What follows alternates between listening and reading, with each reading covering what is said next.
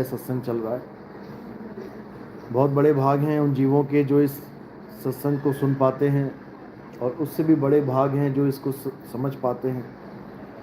क्योंकि सुनना आसान है, लेकिन समझना बहुत बहुत बहुत मुश्किल है। यहाँ तक कि ऐसा भी होता है जो लोग समझ भी जाते हैं वो भी कभी ना कभी विचलित हो जाते हैं, क्योंकि पुराना रंग इतना पक्का चढ़ा होता है और पुराने रंग में रंगने वाले ऐसे ऐसे शातिर लोग बैठे होते हैं कि जो बेचारा थोड़ा बहुत समझता भी है सत्य को, उसको वापस वहीं घसीट लिया जाता है। जिस दलदल से वो निकला होता है उसी में उसको वापस घसीट लिया जाता है। लेकिन ये सब केवल उसके साथ होता है जिनका विवेक कम होता है।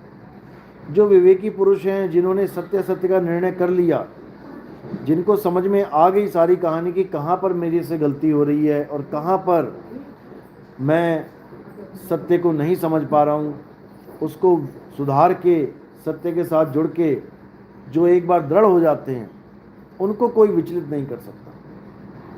तो इसलिए सुनना समझना भी है और दृढ़ भी होना है, अटल होना है। अटल होकर ही भक्ति की जा सकती है।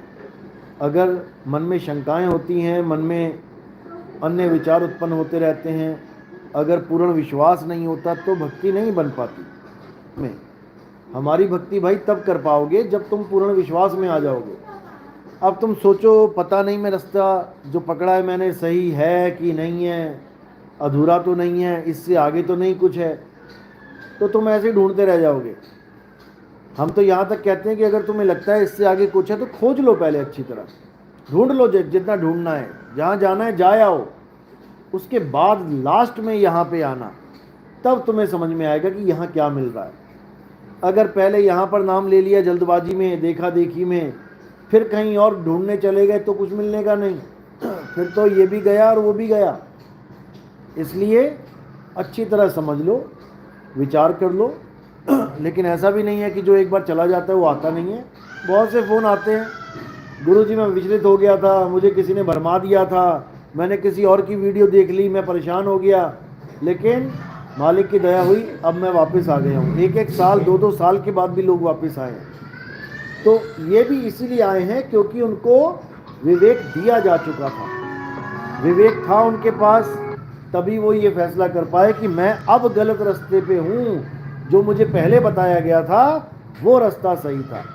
तो आते हैं लोग, लेकिन फिर भी मैं कहता हूँ ऐसी नौबत ही क्यों आए, इसलिए पहले ही अच्छी तरह निष्पक्ष भाव से, कभी पक्षपात नहीं करना, निष्पक्ष भाव से निबेड़ा कर ही लो, पूरा ठोक बजा के जांच परख कर उसके बाद आगे बढ़ो।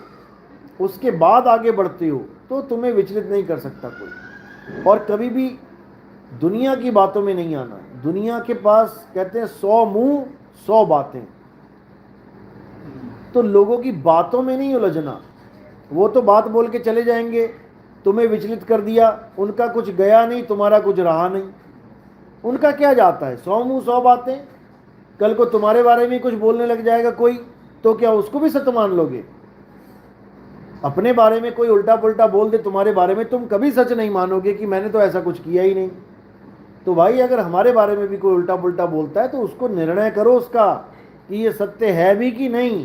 किसी की बातों पे ऐसे ही विश्वास करना सही नहीं होता।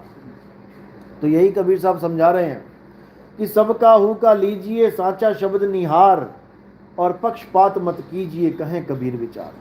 सबकी बात सुनो और उसके बाद बिना पक्षपात के, बिना भेदभाव के जो सत्य है उसको अपनाओ और उस पर अटल हो जाओ।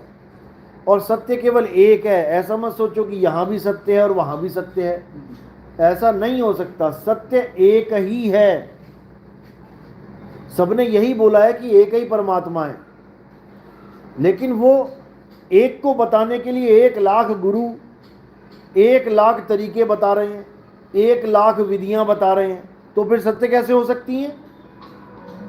विधि एक ही है, अनेक नहीं है। जब परमात्मा एक है तो उसको पाने की विधि भी एक है। कोई कह रहा मंदिर जाके मत्थे टेको, वहां परमात्मा बैठा है क्या? मंदिर तो हर गली में है, तो गली नंबर के हिसाब से परमात्मा ढूंढोगे क्या? कहाँ जा रहा है? गली नंबर 4 वाले परमात्मा से मिलने जा रहा हूँ। शाम को कहाँ जा रहा है? गली नंबर 6 वाले परमात्मा से मिलने जा रहा हूँ। ये सब भरम जाल है, हमें लोगों ने उलझा दिया इसमें। अभी नया मंदिर बने, सब चले जाएंगे वहां, और पुराने वाले का क्या करेंगे फिर? पुराना वाला पुराना हो गया, वो भगवान पुराना हो गया, अब नया भगवान आ गया, अब नया मंदिर बनाएंगे। भाई, इंसानों को मकान की जरूरत होती है, भगवान को मकान की जरूरत नहीं है। जब वो थे इस दुनिया में, महलों में रह के चले गए, वनवास भी मिला, झोपड़ी में रह के चले गए। अब तुम्हारी बनाई झोपड़ी उनके किस काम की है? अगर वो दोबारा आएंगे तो मैं कहता हूं दोबारा महल छोड़ो, महामहल बना दो। लेकिन अभी इंसानों को मकान की जरूरत है, वही ईंट पत्थर मकान गरीबों को दो, उनके छोटे छोटे एक एक कमरे के मकान बना दो, सारी उम्र वो तुम्हें आशीर्वाद देते रहेंगे। इतने कर्म तुम वैसे पुण्य नहीं कर पाओगे जितने उनके आशीर्वाद मिल जाएंगे तुम्हें। सड़कों पे देखो कैसे बूढ़ी माएँ बेचारी बरसातों में कैसे सड़क के ऊपर जीवन काट रहे हैं ये लोग। घर से धक्का दे दिया बेटे ने, निकल यहां से। तो जो करोड़पति हैं, जो तगड़े तगड़े लोग बैठे हैं, उनको भी शर्म आनी चाहिए कि अब बढ़िया बढ़िया घरों में बैठे हैं और वहां पर देखो एक इंसान ही बेचारा दुखी, माँ, बूढ़ी माँ दुखी। तो ऐसे ही अगर 100,000 बंदे मिलके एक एक कमरा बना के भी दे दें किसी 50,000 करोड़ के मंदिर को बनाने की जगह, मस्जिद को बनाने की जगह, तब भी भला हो जाए, भगवान भला कर दे सबका। लेकिन लोगों को समझ में नहीं आ रहा, क्योंकि लोग मिट्टी को भगवान मान बैठे हैं, इस आत्मा को भगवान नहीं मान रहे हैं। जो आत्मा हम सब में विराजमान है उसको भगवान नहीं मान रहे हैं, मिट्टी को भगवान मान रहे हैं, जो थोड़ी सी खोद के सीमेंट लगा के पानी डाल के बढ़िया करके बना दी, उसको भगवान मानने में लगे हैं। और जो इस मुर्दे शरीर को चला रहा है, जो आत्मा इसको चला रही है, उसको भगवान नहीं मान रहे हैं। आजा बेटा, बैठना है तो कोई बात नहीं, खड़े होकर नहीं सुनते सत्संग।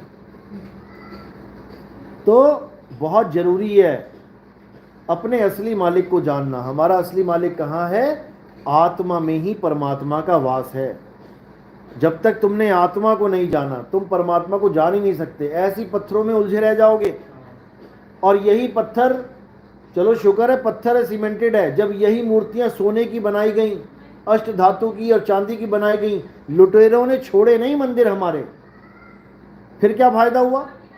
वही जो सोने की मूर्ति बनानी थी, उसी के तुम अगर मकान बना के किसी को शेल्टर दे देते तो सारी उम्र रहता। अब तुमने मूर्ति लगाई और रात में आए डाकू चोर आए और उठा के ले गए, अब उसका क्या फायदा? इंटरनेशनल मार्केट में बेच दिया उसको ले जाके। सोमनाथ मंदिर को 17 बार लूट लिया। अगर उसमें भगवान होते तो क्या एक बार भी कोई लूट पाता? क्या भगवान का ही घर लूट के ले गए वो लोग? लेकिन हमें ऐसा भ्रम में डाल दिया गया है, इन पत्थरों को भगवान घोषित कर दिया गया है और हमारी अकल पे ताले लगा दिए गए हैं। जबकि आप गीता पढ़िए, गीता में कृष्ण जी क्या समझा रहे हैं कि हे अर्जुन, इस दुनिया में ऐसा कोई समय नहीं था जब ये राजा महाराजा नहीं थे, जब तू और मैं नहीं था, और ऐसा कोई समय नहीं आएगा जब ये राजा महाराजा नहीं होंगे, तू और मैं नहीं होंगे। हम सदा सदा रहते हैं, हम कभी मरते ही नहीं। तो फिर राम जी ने रावण को कैसे मारा? कृष्ण जी ने कंस को कैसे मारा? फिर हिरण्याकश्यप को नरसिंह ने कैसे मारा? ऐसा कोई समय था नहीं जब हिरण्याकश्यप नहीं था, और ऐसा कोई समय आएगा नहीं जब हिरण्याकश्यप नहीं होगा। ऐसा कोई समय नहीं था जब रावण नहीं था, ऐसा कोई समय नहीं आएगा जब रावण नहीं होगा। तो किसने किसको मारा? यही भ्रम डाल रखा है हमें। गीता में बिल्कुल स्पष्ट ज्ञान है। अगर आप गीता को पढ़ोगे अध्याय 2, उसमें आपको बिल्कुल क्लियर हो जाएगा कि आपका स्वरूप क्या है। हे अर्जुन, तू और मैं शरीर नहीं है, तू और मैं आत्मा है। शरीर तो हमारे रथ हैं। तो जितने मंदिर बनाए गए हैं, ये किसके मंदिर हैं? ये रथ के मंदिर बना रखे हैं। उस मंदिर में रथ सजा रखा है, रथ की पूजा चल रही है। और जो हमारा असली स्वरूप है, जो आत्म स्वरूप है, उसकी ABCD भी नहीं पता किसी बाबा को। पूरा दिन पूरा टीवी भरे पड़े हैं, रथों की पूजा करवा के रथों को भगवान बना दिया इन लोगों ने।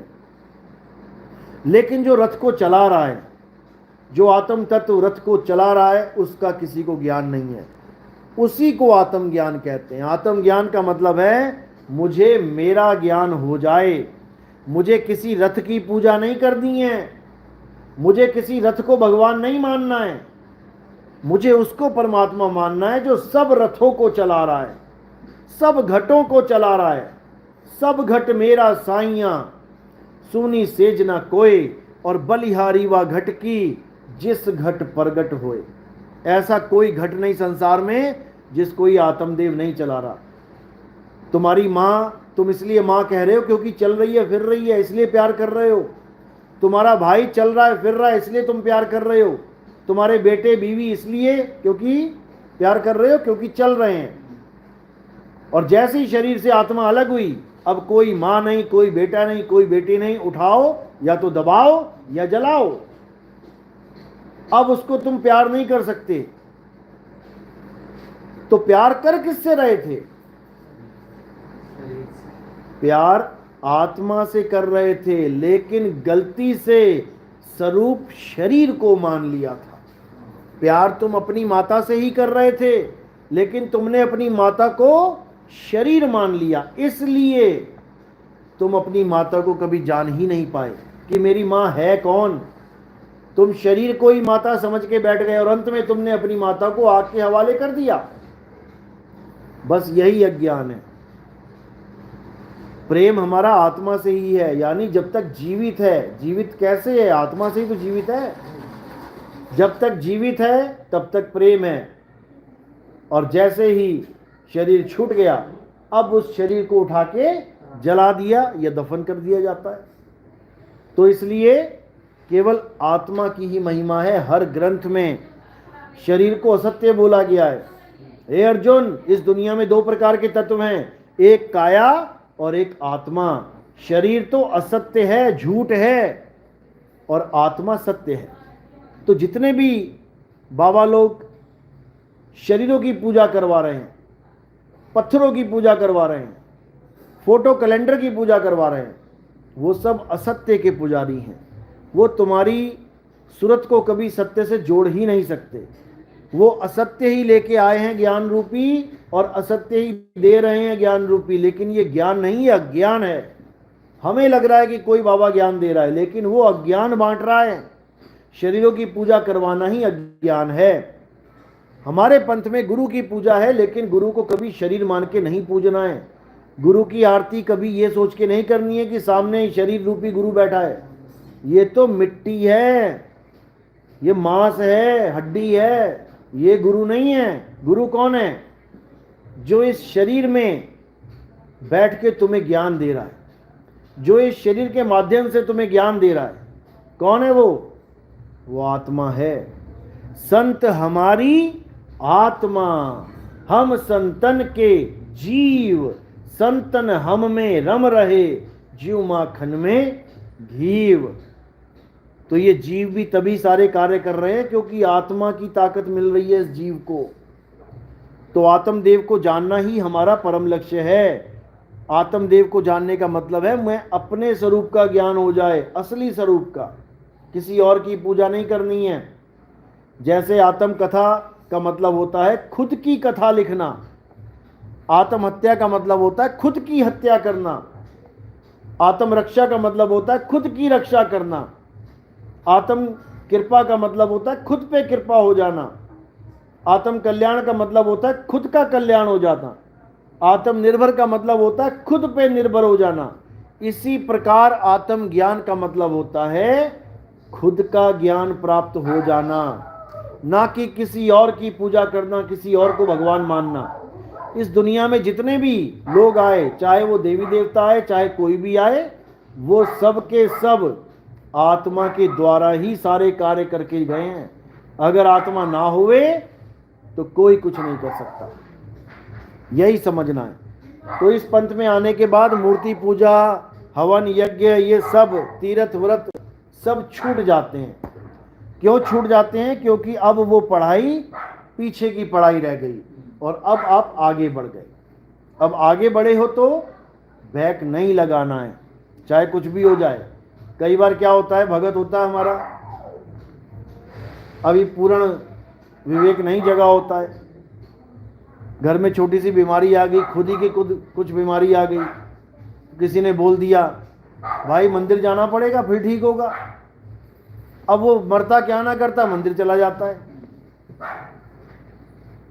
अगर वो मंदिर जाता है तो पहली बात तो वो विवेकी नहीं है, उसको इतना भी नहीं पता कि किसी मंदिर में जाके अगर बीमारी ठीक हो जाती है तो हॉस्पिटल किस लिए खुले हैं, फिर हॉस्पिटल की जरूरत ही नहीं है। लाइन लगाओ मंदिर में, घंटी बजाओ, प्रसाद चढ़ाओ, भगवान से मांगो मन्नत, भगवान मेरी किडनी ठीक हो जाए, और किडनी ठीक, भगवान मेरा लीवर ठीक हो जाए, लीवर ठीक, भगवान मुझे चक्कर आते ठीक हो जाएं, चक्कर ठीक।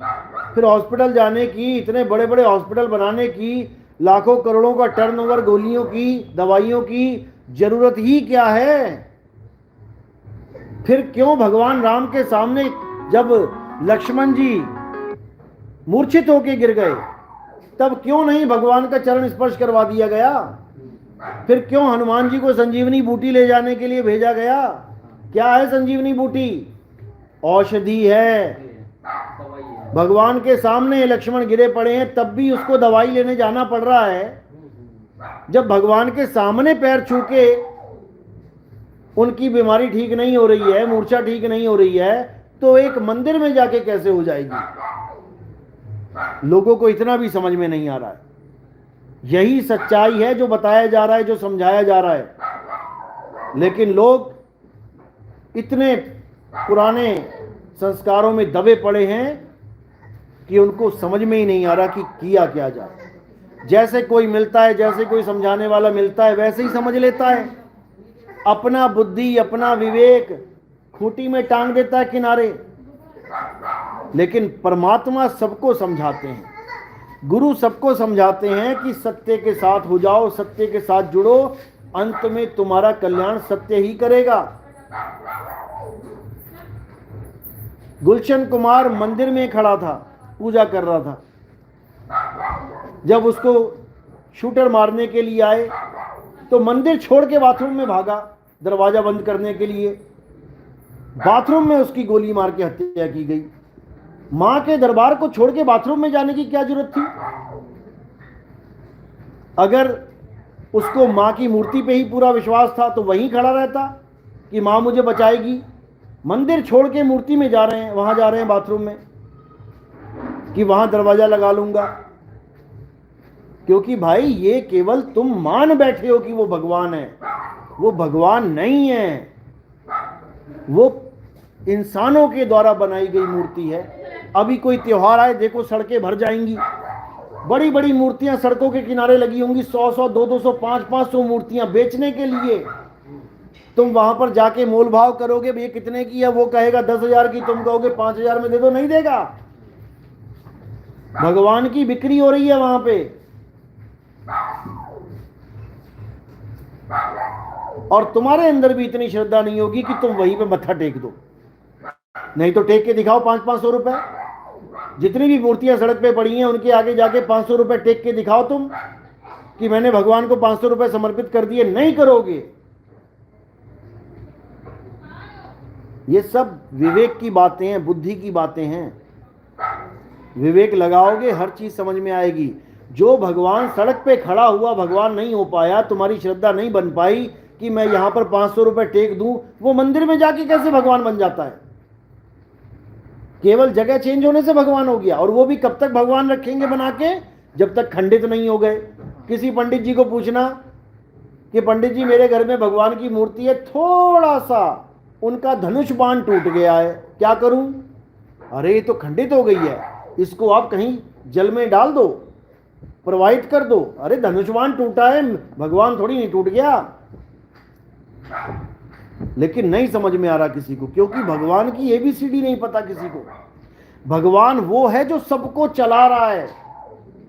हिंदू को भी चला रहा है, मुसलमान को भी चला रहा है, सिख को भी चला रहा है, ईसाई को भी चला रहा है। और मंदिर का भगवान तो खुद ही चल नहीं पा रहा है। मंदिर का भगवान 1 इंच भी नहीं हिल सकता, हिला के देख लो। तो असली भगवान कौन है? जो हम सबको चला रहा है। देखो मेरा हाथ उठ रहा है, उठा ना? कब तक उठेगा ये? जब तक भगवान इसको चला रहा है। और जब वो इसको छोड़ देगा तो ऐसे गिर पड़ेगा। फिर उंगली भी नहीं हिलेगी। तो ये आत्मा ही परमात्मा है, इस आत्मा को जानो। ये जो आत्मा है यही सारा खेल खेल रही है, लेकिन अपने स्वरूप को नहीं जान पा रही है, इसलिए लड़का लड़की बेटा बेटी बन के बैठी हुई है। अपने आप को नहीं जान पा रही है कि मैं अजर अमर अविनाशी हूं। माँ बाप भाई बहन में उलझी पड़ी है, कौन सुलझाए इस उलझन को? तो कहते हैं 9 मन धागा उलझिया, कहो कौन सुलझाए। सतगुरु ऐसा सुलझाया कि फिर उलझा ना जाए। एक बार तुम्हें जड़ और चेतन की परिभाषा समझ में आ गई तो तुम्हें कोई बेवकूफ नहीं बना सकता भगवान के नाम पे। साहिब कहते हैं जड़ चेतन का करे निबेड़ा, और कहे कबीर सुहंस है मेरा। एक है करंट, एक है पंखा, bulb, tubelight, geyser, mixie, grinder, heater, cooler, AC. क्या इन सब को करंट कह सकते हो? किसी भी दुकान में चले जाओ, एसी लगा है, कूलर लगा है, टीवी लगे हैं, रेडियो है, पंखा है, दुनिया भर के इलेक्ट्रॉनिक गैजेट्स पड़े हैं, तुम उसको करंट कह सकते हो? नहीं कह सकते। जब उसको दिमाग अपने दरवाजे में फिट कर दोगे, लाके मकान में फिट कर दोगे, तब भी वो नहीं चल सकते जब तक करंट नहीं आ गया। तो वो एक करंट है जो सबको चला रहा है। इसी प्रकार एक आत्मा है जो सबको चला रही है। क्या हिंदू, क्या मुसलमान? क्या मुसलमान चल नहीं रहा है? क्या सिख चल नहीं रहा है? ईसाई चल नहीं रहा है? हिंदू चल नहीं, सबको चला रही है वो आत्मा, बिना पक्षपात किए कि ये हिंदू है इसको नहीं चलाऊंगा, ये मुसलमान है इसको नहीं, नहीं, सबको चला रही है वो एक करंट। पंखा, कूलर, बत्ती, गीजर, हीटर, प्रेस, सब कुछ चला रही है। अब हम उसको नहीं जान रहे हैं। अब हम पूजा किसकी कर रहे हैं? बल्ब देव की, पंखा देव की, हीटर देव की, एसी देव की, और हम सोच के बैठे यही भगवान है। जबकि ये तो रथ हैं, ये तो गाड़ी है, ये तो खोखला है उसका। चलाने वाला कौन है? करंट है, जो दिखाई भी नहीं देता। अगर करंट किसी को दिखाई दे जाए तो कभी जीवन में करंट को हाथ लगे ही ना। किस किस को करंट नहीं लगा आज तक? कोई है जिसको करंट नहीं लगा? लगा है सबको? कभी नहीं लगा, आज तक करंट नहीं लगा। बहुत बढ़िया। तो मैं 100 बार भी कह दूंगा ना करंट करंट, तब भी नहीं समझ पाओगे करंट होता कैसा है। जिस दिन करंट लग गया उस दिन मैं एक बार बोलूंगा करंट, और एकदम समझ जाओगे, अरे वो करंट जो वहां लगा था, पूरा हाथ झन्ना गया मेरा, पूरी बॉडी में ट्रेवल कर गया, वो है करंट। फिर कभी पंखे को करंट नहीं कहोगे, फिर कभी बल्ब को करंट नहीं कहोगे, फिर कभी एसी, गीजर, हीटर को करंट नहीं कहोगे। फिर करंट की परिभाषा तुम्हारे लिए बिल्कुल अलग हो जाएगी। इसी प्रकार जब तुम्हारी आत्मा का ज्ञान तुम्हें हो जाएगा तो परमात्मा की डेफिनेशन ही अलग हो जाएगी। अभी क्या डेफिनेशन है? मंदिर में भगवान है, मस्जिद में भगवान है, गुरुद्वारे में भगवान है, किताबों में भगवान है, पत्थरों में भगवान है। अभी ये डेफिनेशन है। उसके बाद क्या हो जाएगी? ना मंदिर में, ना मस्जिद में, ना कावे कैलाश में, ना मैं जप में, ना मैं तप में, ना एकांत निवास में, नहीं प्राण में, नहीं पिंड में, ना ब्रह्मांड आकाश में, ना मैं त्रिकुटी भंवर गुफा में, ना श्वासों की श्वास में, खोजी होए तुरंत मिल जाऊं एक पल की तलाश में। और कहें कबीर सुनो भाई साधो, मैं तो हूं विश्वास में। जब आत्मा का ज्ञान हो जाएगा तब तुम्हें समझ में आ जाएगा कि मैं शरीर नहीं हूं। जब मैं शरीर नहीं हूं तो मेरे राम कैसे शरीर हो सकते हैं? तो मेरे कृष्ण जी कैसे शरीर हो सकते हैं? जबकि वही हमें समझा रहे हैं कि बेटा हम और तुम शरीर नहीं है। तो मैं उसको कैसे शरीर मान के बैठ गया? जो भी कृष्ण जी को, राम जी को शरीर मान के बैठे हैं वो सब अज्ञानी हैं। गुरु तो हैं लेकिन अज्ञानी हैं। गुरु का मतलब ये नहीं होता कि गुरु केवल ज्ञानी ही होता है। गुरु के साथ घंटाल भी लगाया जाता है कई बार। गुरु घंटाल, ये कौन है? ये वही होते हैं जो अज्ञानी लोग गुरु बन के बैठ जाते हैं, उनको गुरु घंटाल कहा जाता है। उसी को संतों की भाषा में गुरुआ कहा जाता है। गुरुआ, एक गुरु जी हैं, एक गुरुआ जी हैं। तो कहते हैं गुरुआ तो घर घर फिरे, कौड़ी केर 50, और अपने रूप की खबर नहीं, शिष्य करंत की आस। मंत्र दे दे के गुरु बने हुए, ले तू भी राम राम जप ले, तू भी जप ले। अरे तेरे नाम की क्या जरूरत थी मुझे मंत्र की? तेरे पैदा होने से पहले मुझे पता था कि राम राम भी एक मंत्र है, जपा जाता है। गुरु का मतलब होता है जो तुम्हें आत्मा का ज्ञान दे, वो ज्ञान जो तुम्हें नहीं पता है। सबके पास आत्मा है ना, सब आत्मा लेके आए हो, आत्मा लेके आए हो बेटा, घर तो नहीं भूल गए? आत्मा लेके आए हो साथ में? कैसी होती है आत्मा? आत्मा देखी कभी? है तुम्हारे पास में, साथ ही में है, लेकिन कभी देखी नहीं, कभी जानी नहीं, कभी परखी नहीं, क्योंकि आत्मा को तुम देख ही नहीं सकते। आत्मा को केवल अनुभव कर सकते हो। उसी को आत्म अनुभवी लोग कहा जाता है कि ये आत्म अनुभवी है। जैसे करंट को तुम नहीं देख सकते, एक करंट मैंने प्लग में लगा दिए, तार, नंगी तार, अब मैं तुम्हें दिखाऊं कि देखो करंट, देखो तार में, दिखाई देगा? लेकिन जब छुओगे तो क्या होगा? तब करंट लगेगा। इसी प्रकार रूप न रेख न रंग, प्रभु तीन गुणाते भिन्न। इसी प्रकार परमात्मा का भी कोई रूप रंग रेख नहीं है, वो केवल अनुभव का विषय है। उसको अनुभव ज्ञान कहा जाता है, आत्म ज्ञान कहा जाता है। और जब तक आत्म ज्ञान नहीं हो गया तब तक परमात्मा नहीं मिल सकता। पहले हमें अपने आप को जानना पड़ेगा कि मैं कौन हूं। जब ये जान लिया कि मैं कौन हूं तो परमात्मा भी दूर नहीं है। जब लगना चीनोगे आत्म, तब लगना मिली है परमात्म। आत्म चीने परमात्म चीने, संत कहावे सोए, यह भेद काया से बाहर बूझे बिरला कोई। ये काया से बाहर का, यानी काया से परे का भेद है, इसी को आत्मज्ञान कहते हैं। चलो, तो आज का सत्संग यही समाप्त करते हैं। अब नाम दीक्षा आगे जो है प्रदान की जाएगी, फोन कर लेना एक बार। और अब आरती होगी, आरती के बाद नाम दीक्षा, साहिब बंदगी सतनाम।